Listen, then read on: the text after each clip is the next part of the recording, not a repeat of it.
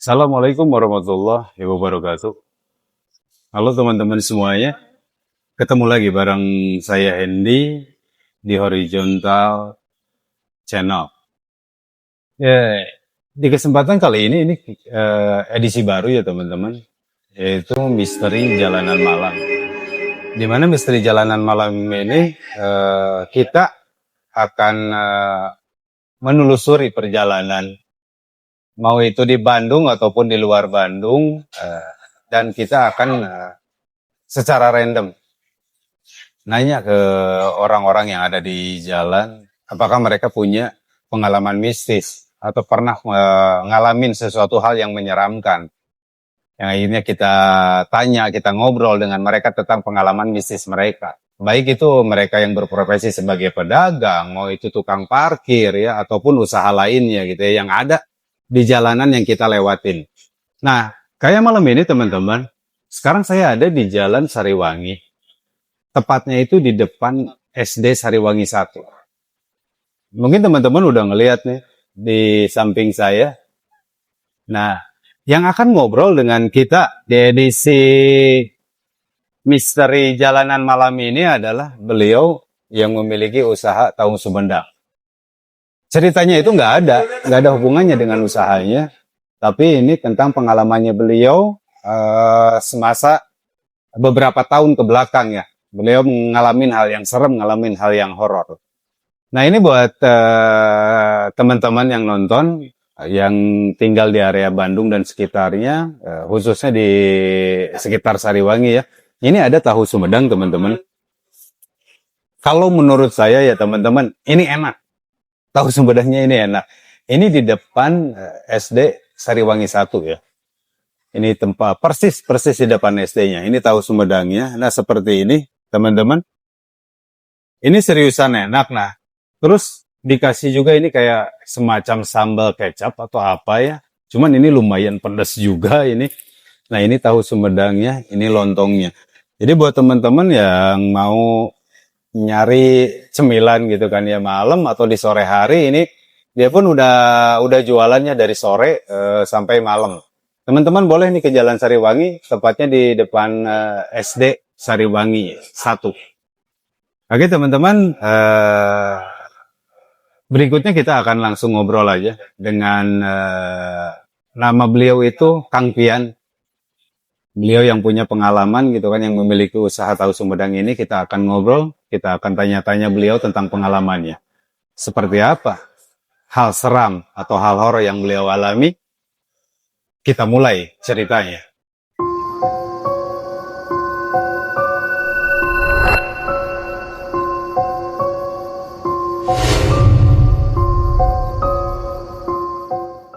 Oke teman-teman, nah ini di depan saya ini Kang Fias. Nah ini beliau yang memiliki usaha tahu Sumedang yang tadi saya jelasin ke teman-teman.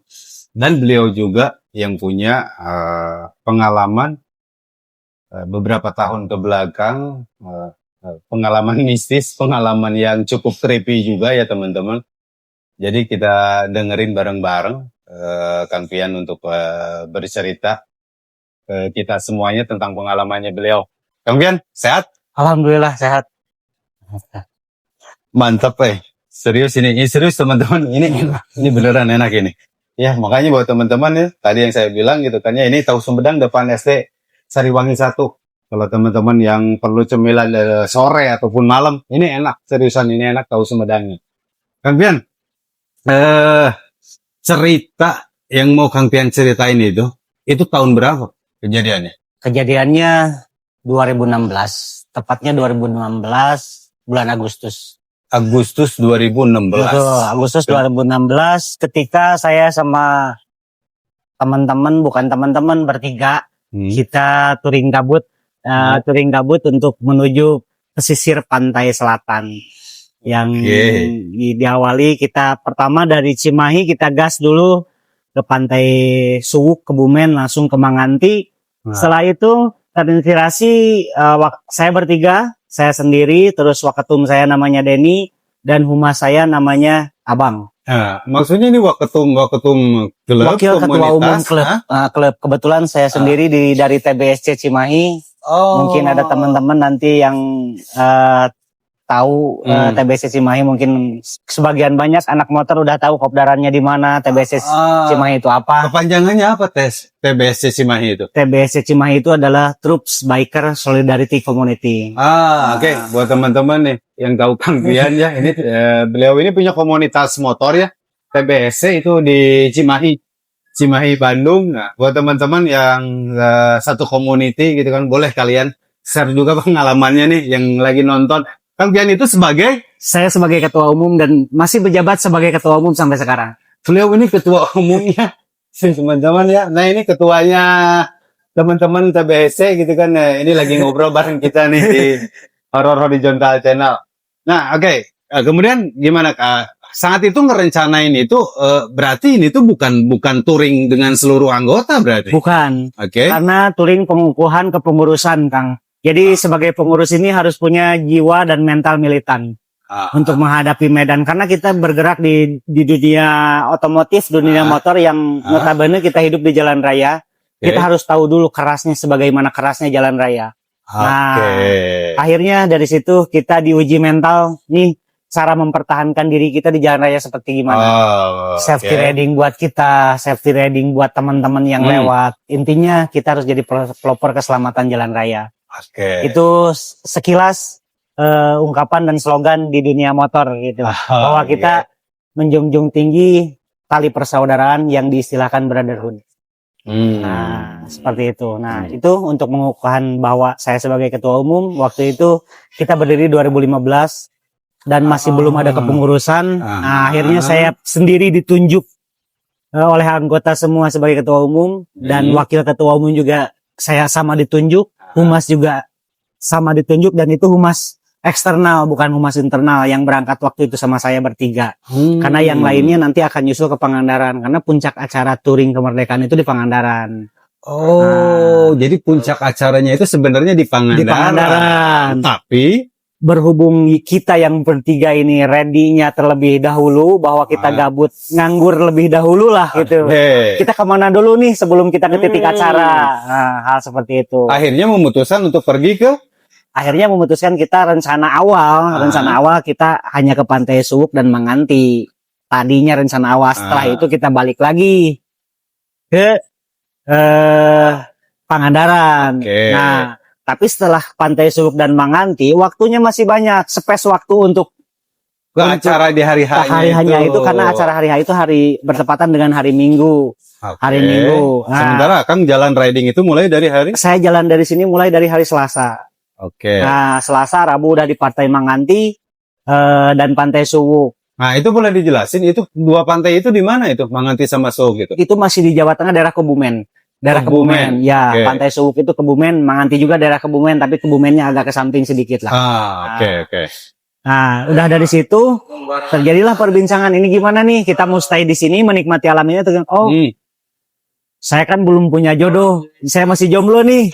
Kata orang-orang, sugestinya orang Jawa itu kalau mau cepat punya pasangan itu harus ke Pantai Jodoh. Nah, Pantai Jodoh. Akhirnya kebetulan saya juga sedikit tahu daerah Pantai Jodoh dan juga sedikit tahu cerita dan dengar dari orang-orang Pantai Jodoh. Ya udah, kita hayu gas. Akhirnya kita gas menuju Batang.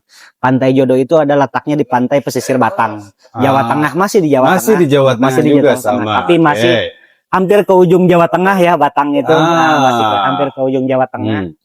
Oke, dari situ kita sepakat gas ke Pantai Jodoh, ke Batang. Nah, dari Pantai Jodoh ke Batang, kita berjalan normal, tidak ada apa-apa. Enjoy aja menikmati jalan, tidak ada hal-hal yang mistis atau ya nggak ada gangguan apapun. Nggak ada gangguan apapun. Di jalan kita aman-aman aja, res kita aman, sehat, fisik enak gitu.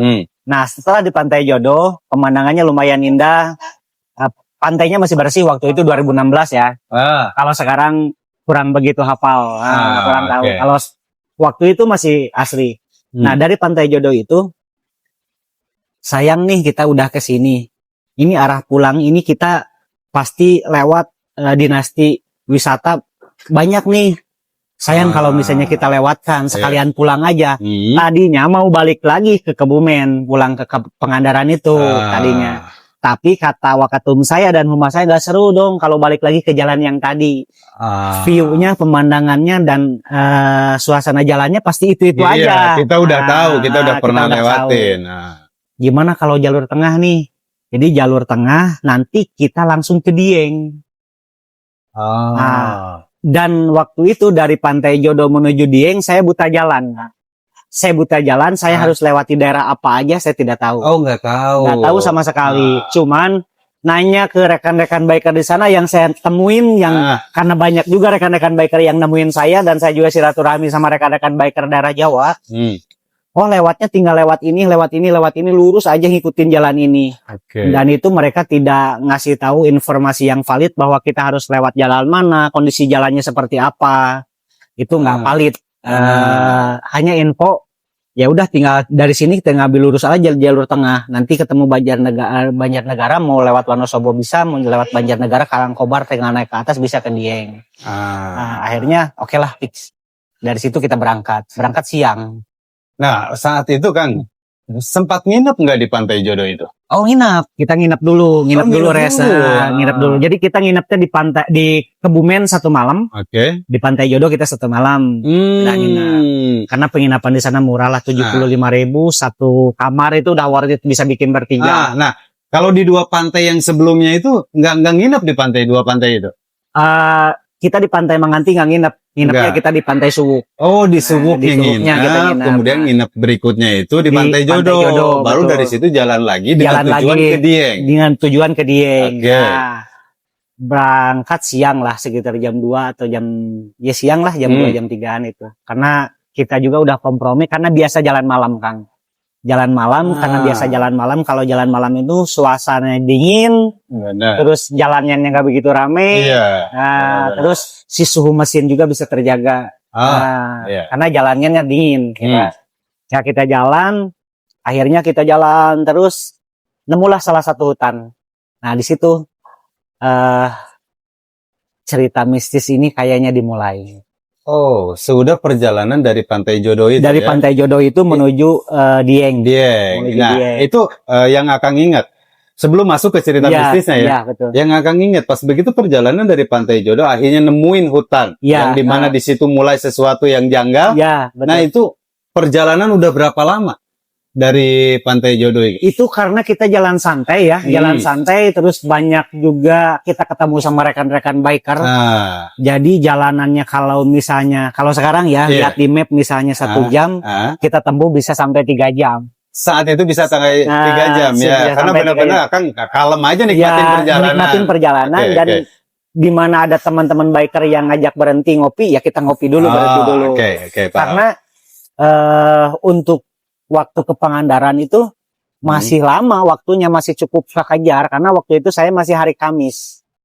Masih hari Kamis sore. Jadi masih santai karena acaranya hari Minggu, masih ada Jumat, Sabtu, Minggu, masih 3 hari dong gitu. Kita sampai Pangandaran malam Minggu juga udah aman gitu. Nikmati perjalanan. Nah, lebih dari mungkin lewat maghrib, lewat isya lah sedikit kita di situ hujan deras, ketemu hutan, kebetulan hujannya lebat. Hujan lebat, ketemu hutan, dan itu benar-benar kita emang dari awal pergi dari Cimahi sampai ke beberapa pantai itu kita nggak bawa jas hujan. Karena bagi kami ini logo atau color yang kami pakai ini harga mati dan pantang untuk ditutupi dengan benda apapun. Termasuk jas hujan, termasuk jas hujan. Makanya kita nggak pakai jas hujan. Nah, tapi dalam kondisi itu, biasanya kalau kita di tengah kota, kondisi hujan pun kita gas.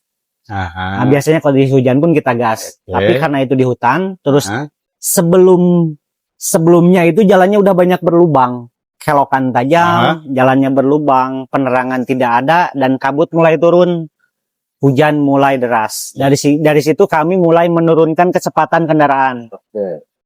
Kurang lebih sekitar 30 atau 40 km. Kayaknya tidak lebih dari itu. Karena jarak pandang terbatas. Hujannya deras. Jadi kena mata tuh kerasa air hujan.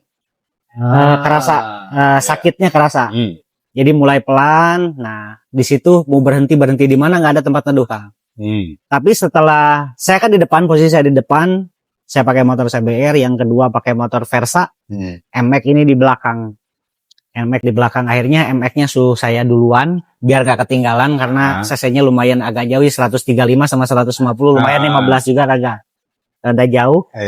Nah, sebelum saya nyuruh MX itu ke depan, saya udah ngelihat gubuk Kang di depan kurang lebih 300 atau 200 meter dengan samar-samar keterbatasan pandangan mata saya. Nah, dari situ, oh ya itu ada gubuk, kayaknya bisa lah untuk kita berteduh. Padahal badannya udah agak basah, kuyup karena hujannya bukan gerimis dulu langsung besar, ini langsung besar sekaligus, nggak gerimis dulu langsung berat. Berarti ya emang Akang pakaian udah basah. Udah basah. Nah saat itu Kang nggak pakai jas itu karena memang gitu kan ya, buat Akang pantang untuk membawa jas. Betul.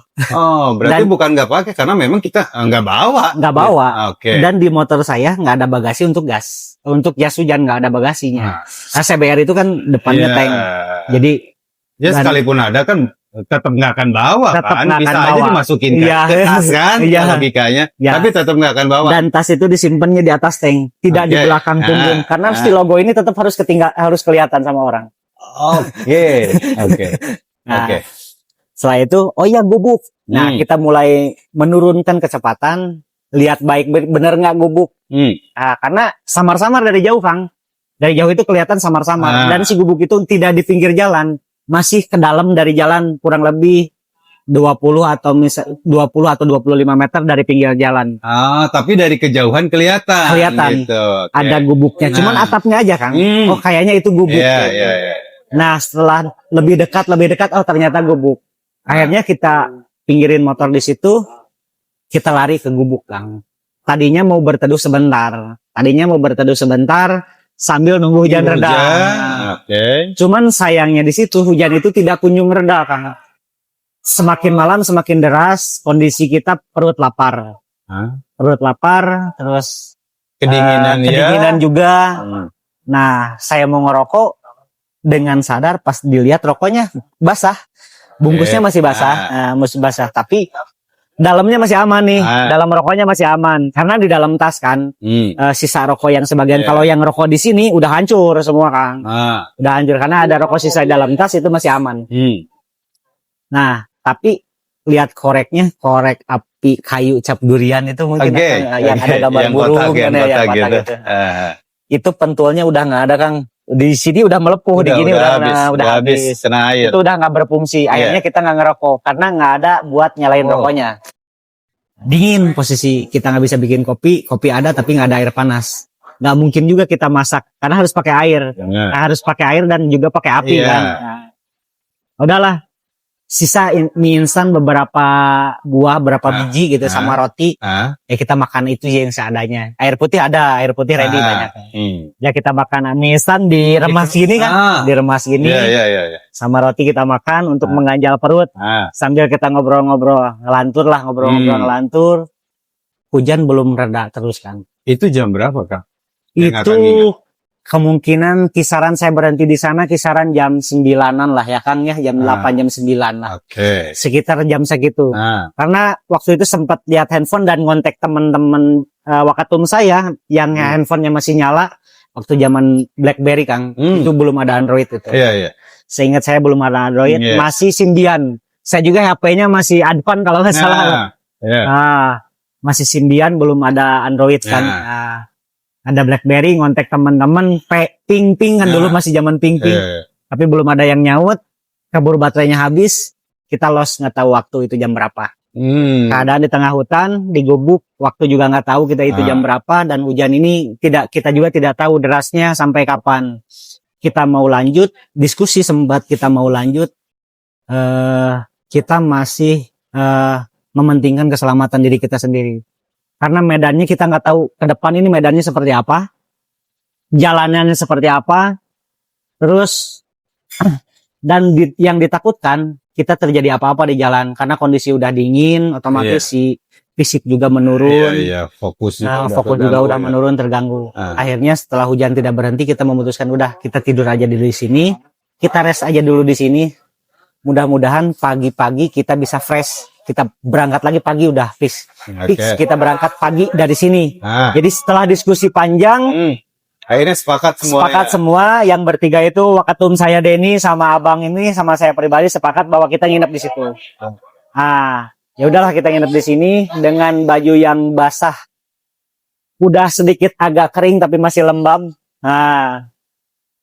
Kita baringlah di situ. Jadi sebelumnya kita bersihin dulu, kita baring di situ. Nah, setelah di situ kita sambil ngobrol, ya berbaring tapi masih ngobrol gitu. Ya, kita tidur aja sekarang, besok pagi-pagi sebangunnya kita pergi gitu. Siapa yang bangun lebih dulu? Bangunin semua, kita pergi dari sini gitu. Kita lanjut perjalanan. Oke.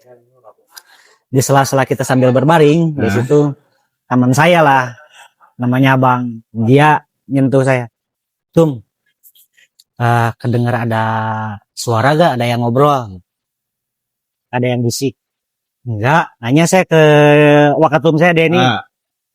Dia juga bilang nggak ada. Dan saya juga nggak kedengeran. Sama saya juga nggak kedengeran. Jadi yang denger itu cuma abang sendiri. Ya cuman umat saya itu sendiri yang denger. Oke. Ya udahlah. Kamu mungkin lelah, mungkin capek, mungkin kedinginan juga, fisik kamu turun. Mungkin sugesti kamu aja. Ini nggak ada apa-apa, ini hutan. Siapa yang mau ngobrol di sini? Kita juga cuma bertiga di sini, nggak ada orang lagi, gitu kan. Terus lagian siapa yang mau keluar hujan-hujan gini? Kita juga mau keluar dari sini nggak mau, gitu kan. Ya udah itu tiduran. Setelah itu saya sendiri kan yang dengar. Berapa lama kemudian itu? Kurang lebih sekitar setengah jaman. Kurang lebih sekitar setengah jaman. Setengah jaman lah, kurang lebih lah ya. Karena kita nggak lihat waktu ya. Ada suara kayak nyanyian kan. Kayak orang yang merintih. Nyanyi tapi bukan merintih.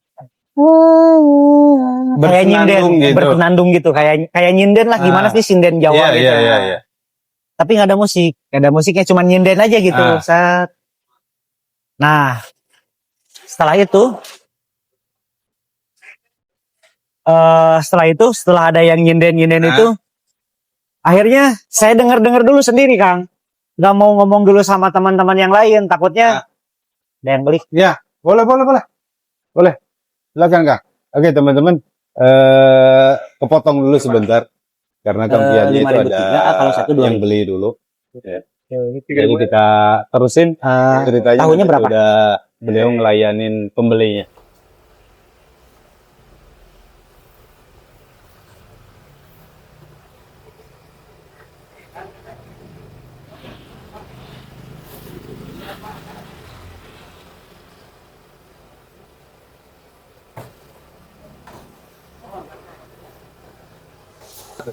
Oke, teman-teman, Kang udah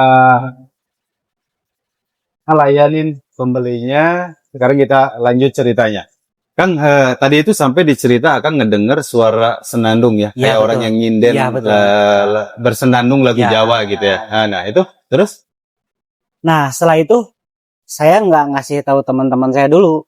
Saya dengerin dengan pasti bener nggak ini suara. Takutnya saya nanti dibalikin omongan saya. Sugesti itu kamu mungkin saya dengerin. Tapi setelah saya dengerin makin jelas itu suara. Makin jelas kan itu suara, makin jelas. Nah, saya nggak tahu itu teman saya udah tidur nggak tahu belum. Tapi saya sentuh set. Kamu ngedenger nggak? Ada yang sama. Saya juga denger. Bener nggak? Bener. Nah, setelah itu, saya nggak skip silent dulu dari situ diam. Teman-teman saya kayaknya udah agak tidur nih. Udah tidur. Setelah itu saya didengerin lagi. Kayaknya teman saya udah agak tidur, kata udah tidur atau belum. Tapi saya nggak ngasih tahu sama teman-teman saya itu. Karena tingkat kepo dan keinginan tahu saya tinggi. Saya memberanikan diri, Kang, keluar dari gubuk itu. Dan teman saya nggak ada yang bangun, tapi nggak tahu udah bangun, nggak tahu udah tidur atau nggak tahu belum. Yang jelas teman saya nggak bangun, saya keluar dari gubuk itu. Jelas posisi mereka itu merem aja. Posisinya gini, Kang. Dan yang didengar sama Kang Pian itu dua temannya pun saat itu ngedengar. Saat itu sebelumnya ngedengar. Sebelumnya ngedengar, tapi kamu nggak dengar ya? Ya udah tidur. Posisi saya masih berbaring gitu, Kang, masih berbaring. Ya udah saya tidur. Ya udah tiduran. Nah, setelah dan itu masih berlangsung lama. Nah, ngelihat teman saya nggak tahu udah tidur, emang nggak tahu merem-merem dia karena takut. Nah, saya bangun lah dari situ. Mungkin sekitar 15 menitan lebih setelah saya bilang ke teman-teman, saya bangun itu. Bangun, keluar. Saya dengerin, Kang. Saya dengerin itu pusat suara itu dari mana. Karena nggak mungkin ada suara kalau nggak ada pusatnya. Saya dengerin dari mana. Pas dilihat di ujung pandangan mata saya, di belakang gubuk itu. Karena kan jalan, gubuk di belakangnya. Nah, di belakangnya itu ada pohon gede, Kang. Pohon gede. Saya ngelihat ke pohon itu ada asap yang berbentuk putih, Kang. Tapi asapnya kayak orang yang baru nyalain api pelan-pelan dari sedikit pelan-pelan jadi banyak. Dan asap itu berubah jadi agak hitam gelap. Kayak awan yang mau hujan mendung. Udah itu terus setelah itu sambil itu bersenandung. Setelah itu suara itu semakin menjauh, Kang. Semakin menjauh kayak yang pergi, semakin menjauh. Semakin menjauh. Tapi tetap kedenger gitu ya. Tetap kedenger. Cuman volumenya jadi ngecilin. Volumenya lagi ngecilin, jadi ngecilin. Dan itu tidak sebentar, Kang, lama. Saya mandangin itu lama. Mandangin asap itu. Asap itu hilangnya lama. Tapi suara makin ngecilin. Nah, setelah itu oke, berarti ini suaranya udah samar-samar, hampir nggak kedengaran. Ya udahlah, berarti itu udah lewat semua gitu. Nah, Kang, saat itu kepulan asap itu apa ngebentuk sesuatu, ngewujudin sesuatu nggak, atau hanya cuman kepulan asap saat itu yang akan lihat? Saat itu hanya kepulan asap, Kang. Dari putih berubah jadi hitam. Dan suara itu mengecil, volumenya mengecil. Jadi nggak berwujud sesuatu sosok saat nggak itu berwujud, ya? nggak berwujud. Nah, setelah itu saya coba mau kembali lagi ke gubuk. Mau balikin badan, mau ke gubuk. Tapi setelah saya mau balikin badan ke gubuk, tiba-tiba lihat sosok asap tebal lagi, Kang. Besar, itu lebih besar dari yang tadi. Di pohon yang sama? Persis pisan pas pohon. Jadi di pohon yang sama gitu? Di pohon yang sama, tapi pohon itu ketutupan, Kang. Pohon itu gede loh. Pohon itu gede, kurang lebih segede gini. Tapi si asap itu nutupin pohon itu. Jadi pohon itu nggak kelihatan, cuman kelihatannya ranting dari atas pohonnya. Nah, pas saya mau balikin badan, mau balik ke gubuk, pas dilihat sosok itu sangat gede, Kang. Dan itu bukan perempuan, kayaknya bentuk laki-laki. Serem, Kang, rambut panjang. Mungkin gimbal lah ya. Karena samar-samar saya lihat pas ada percikan kilat itu, Kang. Petir itu kan benar-benar. Jadi kayak cahaya terangnya. Kayak ada lighting gitu. Itu kelihatan matanya bulat besar, bibirnya lebar ke sini, Kang. Kalau mungkin bibirnya kan kita gini posisinya. Ini bibir gini. Telinganya panjang kayak kuping gajah, Kang. Kalau Kang tahu gajah kupingnya seperti itu. Jadi turun ke bawah, Kang. Dan bukan lebar ke sini. Dan ini sosoknya besar, Kang. Sosoknya besar sekali. Dan pohon itu ketutupan, Kang. Dan tingginya si makhluk itu sampai ranting terakhir, dahan terakhir pohon itu ke bawah. Kurang lebih 15 meteran lah. Wow. Sampai diameter pohon itu pun tertutup dengan sosok itu. Dengan sosok tersebut. Itu hitam, Kang? Hitam. Atau apa gitu kan? Pertamanya hitam. Hitam ngegempal, lama-lama ngebentuk sosok itu, Kang. Tapi kalau dibilang sugesti saya kecapean, tidak kayaknya. Karena posisi fisik saya waktu itu masih bagus-bagusnya ya. Dan kayaknya itu benar asli, emang kelihatan sama saya. Dengan mata merah. Dengan mata kepala saya sendiri kelihatan. Dan itu tidak ngomong apa-apa, Kang. Si makhluk itu tidak ngomong apa-apa. Jadi matanya merah, bibirnya itu lebar. Mulutnya itu dengan kuping yang besar kayak gajah. Ya, betul, ke bawah. Kayak gajah ke bawah. Dengan rambut yang gimbal. Rambut yang gimbal dan panjang-panjangnya saya tidak bisa ngukur gimana yang jelas panjang gitu ya. Dan hanya ngeluarin suara auman. Cuman gitu aja. Dan satu kali. Tapi Akang bisa bayangin nih, di tengah hujan semakin deras, di hutan cuaca juga makin dingin, di tengah hutan tidak ada siapapun, cuma kita bertiga, dan kita tidak tahu kesananya itu di kampung itu di sebelah mana. Terus jadi si derasnya hujan itu kan ketutup sama suara itu, jadi lebih besar suara auman itu daripada derasnya hujan. Berarti Masih merinding kan? Iya benar, merinding. Berarti menggema gitu ya, si Menggema, suaranya Kang, itu. menggema. Jadi kayak yang pakai echo yang Iya, besar. iya. Cuman gitu aja. Tapi matanya tidak lepas pandangannya ke saya. Jadi jadi si tajam, sosok itu merhatiin Akang, Merhatiin. melototin Akang. melototin. Oke. Dan masih dan tidak lepas ke saya. Jadi orang yang kayak natap gini aja. Ah, Tidak gini. lurus aja ngenatap Lurus ke ke saya. Akang ya. Bahkan Oke. saya ngegeser sedikit pun dia gini, ikutin gerak badan saya. Wow. Itu lama, Kang. Dan saya sempat ngepris badan, Kang. Di situ. Mau teriak ke teman saya, ngasih tahu nggak bisa, Kang. Mau ngelangkah ke gubuk itu nggak bisa. Perasaan itu nggak bisa, berat. Kaki berat, tangan berat, ngepris. Itu berlangsung berapa lama? Lama, Kang. Nggak tahu saking saya takutnya atau terbawa suasana, yang jelas perasaan saya lama itu. Perasaan saya lama sampai akhirnya saya udah nggak nge-freeze lagi. Saya sadar saya harus baca-baca apa, saya baca-baca doa di situ. Lama saya baca-baca doa, akhirnya si sosok itu pelan-pelan menghilang. Dan menghilangnya itu tidak tahu, Kang. Nggak tahu kemana, nggak tahu berbentuk apa. Sekedipan mata, Kang. Gimana sih? Saya ngedip gini, udah tiba-tiba tidak udah hilang gitu. Ya, tiba-tiba udah hilang. Dan beda sama yang tadi. Tadi dari asap putih berubah hitamnya itu kelihatan. Iya. Kelihatan prosesnya. Kalau ini dari sosok itu hilangnya nggak kelihatan prosesnya. Pas sekedipan mata tiba-tiba hilang aja. Tiba-tiba hilang aja. Oke. Setelah itu saya masuk ke gubuk ke teman-teman. Teman-teman kayaknya masih tidur. Kayaknya masih tidur. Setelah itu saya juga tiduran. Oh, jadi Akang nggak sempat ngebangunin teman-teman atau bercerita ke mereka gitu ya dengan yang Akang alami saat itu, nggak langsung gitu? Kalau pas makhluk itu mah, saya lupa. Kalau pas makhluk itu saya bangunin teman-teman. Setelah saya beres nge-freeze. Pas nge-freeze tadi, saya mau ngebangunin teman-teman nih tadi. Pas mau nge-freeze, saya bangunin teman-teman. Tapi nge-freeze badan, nggak bisa. Itu berarti kan posisi Akang udah balik ke gubuk. Betul, udah balik ke gubuk. Jadi Akang nge-freeze itu posisinya itu di mana, di gubuk atau di depan yang pohon tadi? Di depan pohon tadi. Oke. Saya kan gini. Ini kayaknya saya harus punya temen nih, harus bangunin teman-teman. Itu nge-freeze, Kang. Oke. Nge-freeze. Dan kalau nggak saya terjadi nge-freeze itu 2 kali kalau nggak salah. Nanti di gubuk saya nge-freeze lagi. Next di gubuk saya nge-freeze. Oke. Pas dari situ saya bangunin teman-teman. Bangun. Kalaupun misalnya sugesti saya itu yang lihat, teman-teman saya nggak mungkin ngelihat. Tapi teman saya yang berdua ini ngelihat juga, Kang, sosok seperti itu. Dan sama bentuknya. Apa yang mereka ceritain itu sama. Apa yang saya lihat. Berarti itu bukan sugesti, Kang.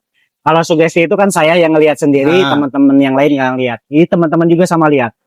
Dan kita bacaan doa juga sama teman-teman, dan itu prosesnya lama. Setelah saya nge-freeze tadi, saya ngebangunin, sosok itu masih belum hilang. Pas saya ngedipin mata, nah itu yang jadi masalah.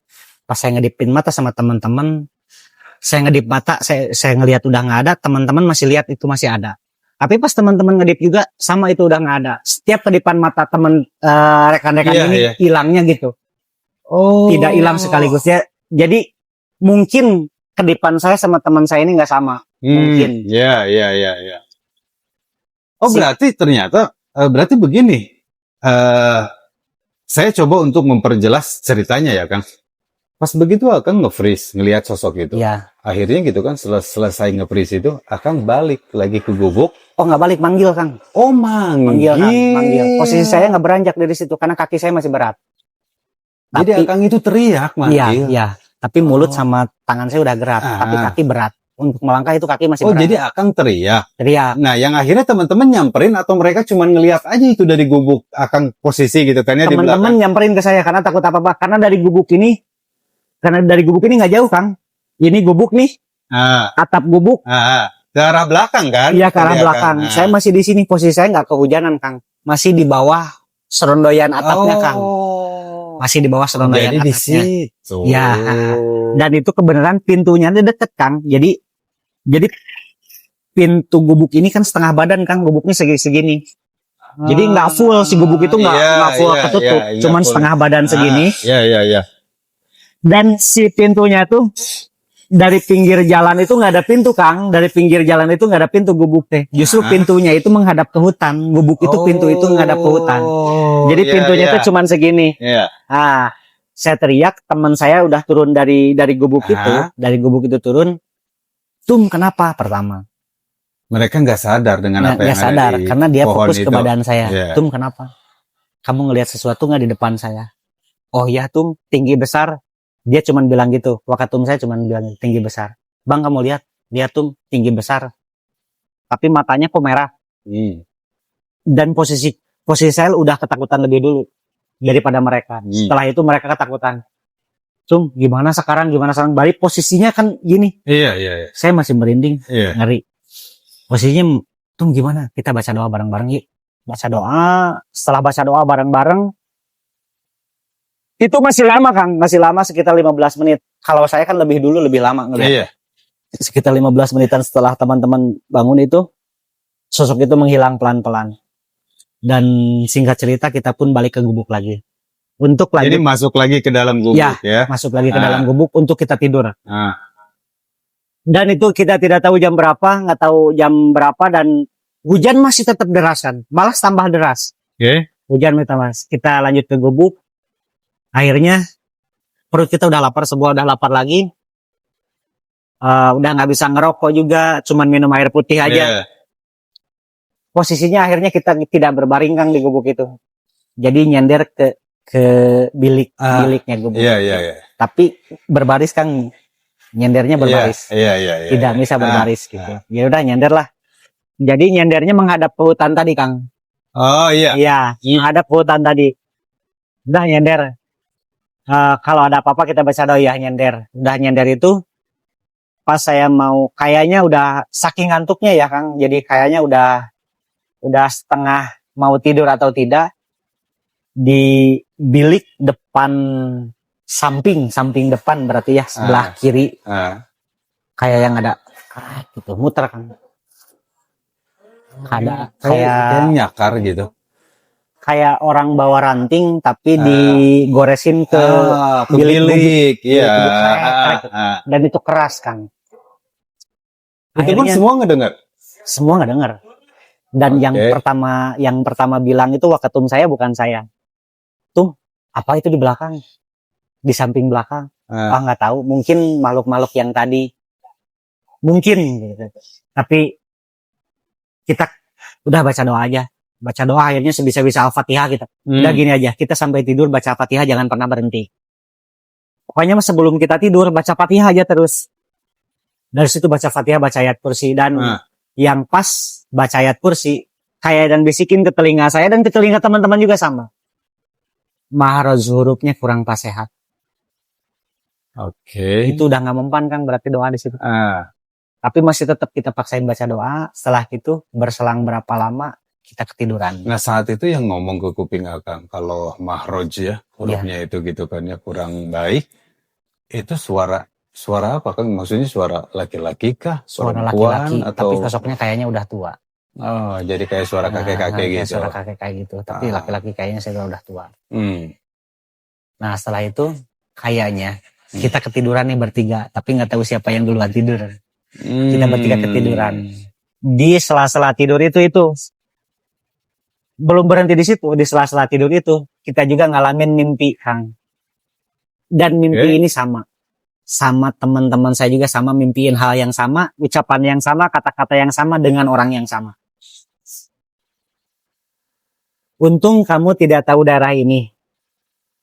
Untung kamu bukan orang sini. Kalau kamu tahu daerah ini, kamu tahu orang sini, terus kamu masuk ke sini tidak berpamitan, mungkin kamu tidak akan bisa pulang dari tempat ini. Berpamitan itu dalam artian tidak meminta izin gitu. Betul, tidak minta izin untuk tinggal di situ. Dan itu maknanya nggak tahu kemana ya. Minta izin ke siapa, di situ nggak ada orang, nggak ada siapa. Dan itu akan dengar lewat mimpi. Lewat mimpi, betul. Nah, di mimpi itu apakah misalkan Akang ngelihat si sosok yang ngomong seperti itu siapa, atau Akang hanya ngedenger suaranya aja? Itu kakek-kakek, Kang. Oh. Jadi orang laki-laki Aha. sudah tua nih berpakaian kayak ulama-ulama dulu lah kayak dulu. Iya. Tapi ke bawahnya nggak kelihatan jelas karena kelihatan cuma segini setengah badan karena dia bilangnya di mimpi itu dari balik gubuk tadi yang gubuknya setengah badan. Jadi di mimpi itu dia berdiri di balik gubuk. Di balik gubuk, di luar gubuk. Iya. Jadi dari badan yang kelihatannya. kakinya nggak kelihatan karena ketutupan sama bilik gubuk itu. Iya. Nanti kalau kamu pulang dari sini berpamitan dulu dan kamu meminta maaf. Intinya suruh berpamitan aja dari situ, Kang. Iya. Jadi bahasanya mungkin di dalam mimpi ya banyak yang dia ungkapkan ke kita, ya ke saya waktu itu karena saya juga nggak tahu teman saya mimpiin atau enggak. Nah, untuk berpamitan dari situ. Nah, setelah itu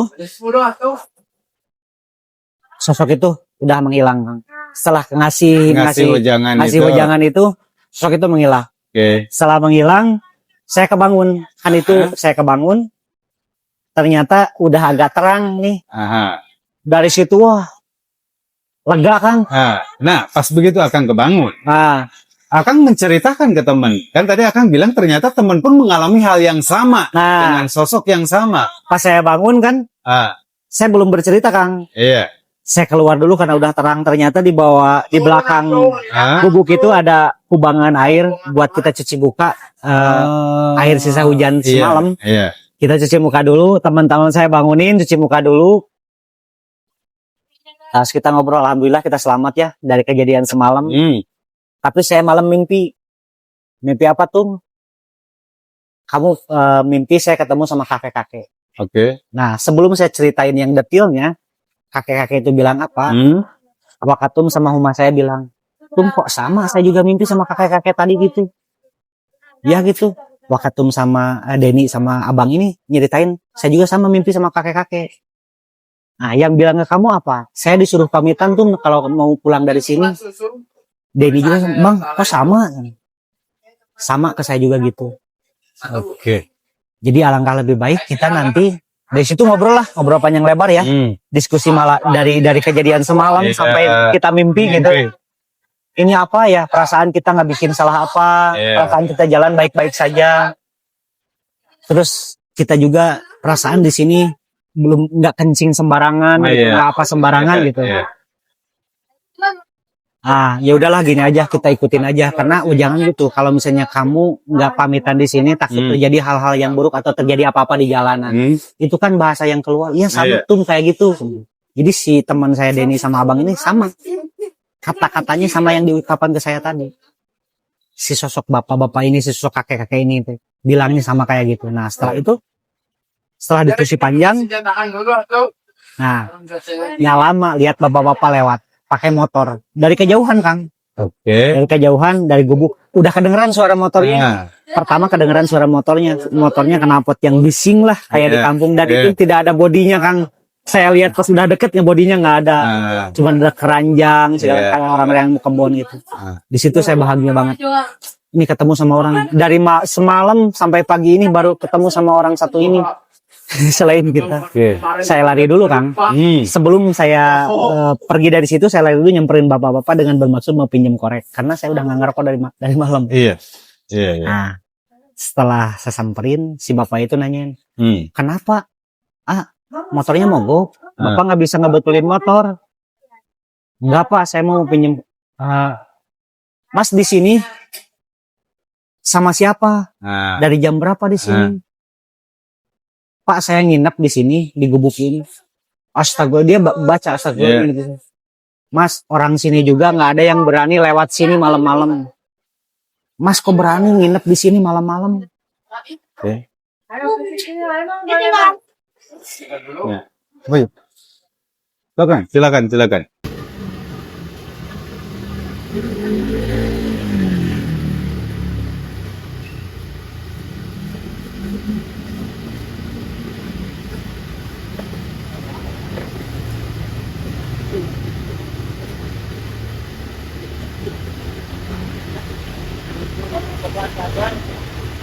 Ceritanya ya. Tadi pas begitu si bapak-bapak nanyain Kang Pian kan dari jam berapa Ya, gitu kan ya. Apakah Kang Pian berapa orang Ya, di situ. ya, Nah terus ya. Kang Pian ngejawab kalau Kang Pian itu nginep di situ. Nginep di situ. Nah. Saya nginep di sini Pak karena malam hujan deras. Saya bingung berteduh di mana. Tadinya mau berteduh sebentar, tapi hujannya belum reda-reda dari semalam. Akhirnya saya nginep di sini. Terus si bapak-bapak itu, terus semalam ada kejadian apa aja. Si bapak itu kayak udah tahu bahwa di daerah situ emang rawan. Mas, ini yang dinamakan Alas Roban.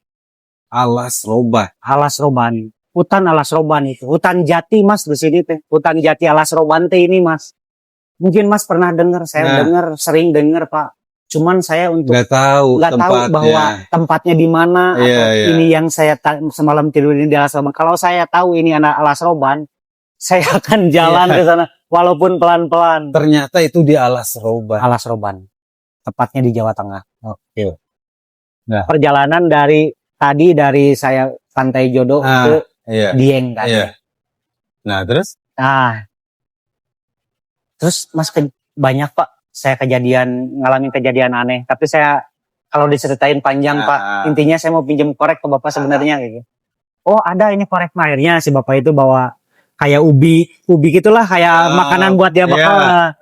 Mas belum makan ya, lapar belum makan. Jadi kita sarapan di situ di gubuk dulu sebentar, terus si Bapak juga ikut ngobrol bincang-bincang banyak lebar tentang hutan Alas Roban, keangkeran Roban bahwa sering terjadi kecelakaan mobil lah, motor lah gitu. Kadang kalau yang celaka di situ jarang selamat atau segala macam. Terus kalau yang keluar dari sini kadang orang kayak yang sambet atau gimana gitu sering linglung kayak gitu. Terus Mas pasti disuruh pamitan ya kalau mau keluar dari hutan Alas Roban ini. Oh iya Pak, kenapa Bapak tahu? Biasanya seperti itu. Mas mending pamitan aja. Nanti kalau keluar dari sini mending pamitan aja, ikutin aja apa yang Bapak saranin. Kalau dari sini Mas pamitan aja, ngomong ke siapa aja ke hutan.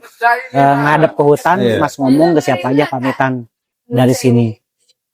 Mas kalau Pak kalau dari sini ke kampung sekitar kalau jalan pelan-pelan kayak Bapak ini sekitar 1,5 jam atau 2 jam baru nemu kampung. Wow. Dari titik gubuk itu. Dari titik gubuk itu. 1,5 jam kemudian itu baru dapat nemu perkampungan. Akan nemu perkampungan. Ya udah Pak, ya si Bapak itu nggak lama ngobrol-ngobrol karena dia mau ke kebun kayaknya nggak tahu mau ke kebun atau nggak tahu mau kemana gitu ya, kayak kurang paham dan nggak begitu nanya, tapi ngelihat peralatannya dia kayaknya mau ke kebun. Akhirnya si Bapak itu pamitan, saya juga berkemas siap-siap karena mau cepat-cepat tinggalin gubuk itu. Nah setelah itu saya briefing dulu sama teman-teman, ngobrol dulu, kita pamitan yuk bareng-bareng. Terus ada teman saya mau kencing gitu, udah nggak tahan, udah kamu jangan kencing sembarangan, tahan aja dulu sampai kita lepas hutan ini, baru kita kencing. Saking kita takut ya, takut tidak apa-apa karena kita nggak tahu ya yang terjadi ke depannya seperti apa. Kita pamitan, setelah itu prepare semua, dikemas barang, sampah pun kita bawa kan. Sisa bekas bungkus Indomie, bungkus roti kita bawa karena kita takut terjadi hal-hal jelek lah, hal buruk. Akhirnya kita jalan. Nemulah tukang nasi uduk. Itu betul kan 1 jam 1,5 jam kemudian nemu perkampungan. Hampir 2 jam kayaknya. Karena kita nggak lihat jam di situ, kita numpang ngecas apa segala macam sambil makan nasi uduk. Dan si ibu itu juga cerita hal yang sama, bahwa saya ini orang pemberani bisa nginep di hutan Alas Roban. Berani Kang, berani Mas, kamu nginep di hutan Alas Roban di gubuk yang itu satu, dan si ibu itu tahu bahwa di sana ada gubuk. Oh si ibu itu sebelumnya nanya, Mas dari mana? Ya, saya dari dijelasin, saya habis dari Pantai Jodoh, terus muter-muter ke sini. Oh, semua jauh ya perjalanannya gitu. Ya lapar, sarapan, akhirnya sarapan di situ, dan si ibu itu ngobrol panjang lebar masalah hutan Alas Roban tersebut dengan keangkerannya. Ya sama kayak si Bapak tadi ya. Gitu ya. Sama kayak si Bapak tadi. Cuman yang diceritain sama ibu sama si Bapak itu ternyata lebih seram daripada yang saya alamin. Jauh lebih seram. Jauh lebih seram daripada yang saya alamin. Dan menyarankan si ibu itu lagi menyarankan untuk saya menemuin pemuka agama daerah situ kayak Ustadz lah. Untuk kita dibersih-bersihin dulu kayaknya. Iya. Dan saya juga ikutin saran si ibu itu untuk pergi ke Bapak Ustadz itu. Saya lupa namanya. Mudah-mudahan beliau panjang umur ya. Amin, amin. Amin. Umur saya lupa karena udah menolong saya, dan setelah saya disuruh mandi di situ, saya berangkat dari situ setelah duhur, Kang. Oh, jadi sampai sama Pak Ustadz itu disuruh mandi juga kan? Mandi sama juga teman-teman? ya. Oke. Mandi juga, terus sempat sholat duhur berjamaah juga di masjid sama si Bapak itu. Terus setelah dimandiin, badan kita semua, dan bukan saya ya, bukan badan saya, badan teman-teman saya Iya. rasanya lebih ringan, lebih rileks. Terus kekhawatiran yang ada di dalam diri kita itu sedikit menghilang. Iya. Jadi kembali agak normal lagi gitu, refresh. Setelah itu saya dikasih air minum dengan kayaknya air doa, Air gitu. doa. Air doa kayak minum, dan saya berpamitan sama Pak Ustadz itu. Saya lupa masjidnya masjid apa ya di daerah situ, dan tempatnya daerahnya apa. Saya nggak tahu, yang mudah-mudahan si Ibu ngasih uduk atas Pak Ustadz tadi yang nanti ngelihat atau nontonnya, mereka panjang umur lah gitu ya. Amin, amin, amin. Terima kasih banyak pertolongannya, dan si Bapak yang di kebun tadi, terima kasih banyak lah untuk satu buah korek apinya dikasihin ke saya. Benar. Nah, setelah itu saya beranjak pergi dari situ dengan menuju tujuan Dieng. Dan setelah kejadian semalaman tadi di hutan Alas Robani yang saya udah tahu setelah kejadian di Alas Robani itu, perjalanan ke Dieng berjalan dengan lancar sampai saya tiba di Pangandaran. Saya ngobrol ke teman-teman, dan ternyata teman-teman yang di Pangandaran setelah kita menghadiri acara touring kemerdekaan itu, hampir 90% bilang salut ke kita bertiga bahwa kita udah nginep di Alas Roban. Pada saat 2016 itu 2016 bulan Agustus. Jadi pas begitu sampai di Pangandaran akan ketemu dengan rekan-rekan komunitas yang lainnya, akan menceritakan pengalaman. Dan pas malam Jumat, dan saya tidak tahu itu malam Jumat Kliwon atau Page, tapi yang jelas malam Jumat. Pas begitu di Alas Roban, itu malam Jumat. Dan saya juga kan setelah itu sempat Jumatan dulu. Makanya saya tadi bilang pulang dari Bapak Ustadz itu setelah zuhur. Setelah zuhur itu karena Jumatan di situ. Oke, luar biasa teman-teman. Nginepnya di Alas Roban ya. Karena nggak tahu, tapi saya pun punya keyakinan kalau saat itu Kang Pian tahu itu Alas Roban, dia nggak akan nginep. Ya, nggak akan nginep. 100%. Saya lebih memaksakan jalan. Iya, karena maksudnya kita berbicara bukan berbicara secara personal, kita udah tahu lah, ngedenger kita dari cerita orang pun kan. Betul. Mau itu misalkan di Google, mau itu misalkan di YouTube gitu kan ya, yang membahas tentang Alas Roban itu kan benar-benar ya sesuatu yang luar biasa ya Kang ya. Dan kealamin saya sama saya sendiri. Iya benar, kealamin. Dan itu pengalaman buat temen saya yang bertiga ini nggak pernah lupa sampai sekarang. 2016. Karena itu pengalaman yang benar-benar menurut Akang amazing, sangat luar biasa gitu. Luar biasa banget. Dan itu perjalanan selama saya touring ke tiap daerah, keluar wilayah, ke Pulau Sumatera, di Jawa, terus keliling-keliling kita touring. Baru kali itu saya mendapatkan cerita yang mistis gitu ya, horor banget gitu. Biasanya selama akan touring itu ya selama saya di dunia motor, selama saya di dunia motor dari 2006. Saya belum pernah ngalamin kejadian hal seperti itu. Paling bituban, jatuh, standar gitu ya. Tapi itu benar-benar di luar ekspektasi saya, di luar prediksi saya, di luar nalar saya untuk ketemu hal seperti itu. Tapi udah sangat mengerikan. Dan saran saya untuk teman-teman nanti kalau mau touring kemana-mana, mendingan kita tahu dulu medan yang akan kita tempuh perjalanan. Jadi jalan yang akan kita lewati melewati kita apa? Tahu dulu. Jadi kita pun bisa preventif ya. Kalau mau istirahat di mana ya Kang ya. Betul. Mungkin zaman sekarang lebih canggih ya, bisa lihat di Google Maps. Kalau dulu kan Iya, benar-benar kita sangat-sangat minim ya hal itu. Betul. Oke, teman-teman. Apa yang disampaikan sama Kang Pian barusan kan? Pesan buat teman-teman semuanya yang suka riding juga, yang suka touring juga. Jadi benar-benar pahamin dulu lah ya Kang ya, medannya. Pahamin dulu lokasinya seperti apa. Dan maksudnya checkpoint-checkpointnya di mana teman-teman mau istirahat gitu kan ya, atau misalkan mau nginap gitu kan, dicari tahu dulu lah. Alangkah lebih baiknya ya Kang ya. Betul. Untuk keselamatan bersama. Betul. Ya. Kang Pian, atur nuhun. Siap. Atur nuhun. Sama-sama. Terima kasih. Sehat-sehat terus. Sama, doa yang sama. Iya, Mungkin buat teman-teman biker yang dengar cerita ini mungkin udah sering ceritakan sama saya di lingkungan teman-teman biker gitu ya. Iya. Setiap kopdaran itu obrolan setiap malam minggu dulu saya kopdaran. Ini ceritanya diulang lagi ya. Ya. Buat teman-teman boleh untuk komen ya, yang kenal dengan Kang Pian gitu kan, yang sama-sama di komunitasnya boleh komen, ataupun bahkan yang punya pengalaman yang sama ya. Ya betul. Seperti Kang Pian ini, entah kalian misalkan lagi touring kemana, atau misalkan pengalaman sekalipun itu di luar touring, Iya. boleh kalian share juga, atau misalkan nanti kalian komen, nanti gitu kan ya, tim kita akan coba gitu kan ya, untuk ngehubungin teman-teman kalau mau berbagi ceritanya bareng kita. Betul, betul. Kang Pian, sekali lagi hatur nuhun, Sama-sama. hatur nuhun, makin sukses usahanya. Siap, amin. Ya, dan tetap low profile. Jadi ketumnya nih. Ya, oke. Hatur nuhun banget. Siap, sama-sama. Oke, teman-teman. Segitu video untuk kesempatan misteri jalanan malam kali ini. Ya, nggak lupa kita pun nyampein ke teman-teman untuk terus support channel ini dengan like, komen, dan subscribe-nya. Akhir kata, saya Hendy. Wassalamualaikum warahmatullahi wabarakatuh. Waalaikumsalam warahmatullahi wabarakatuh.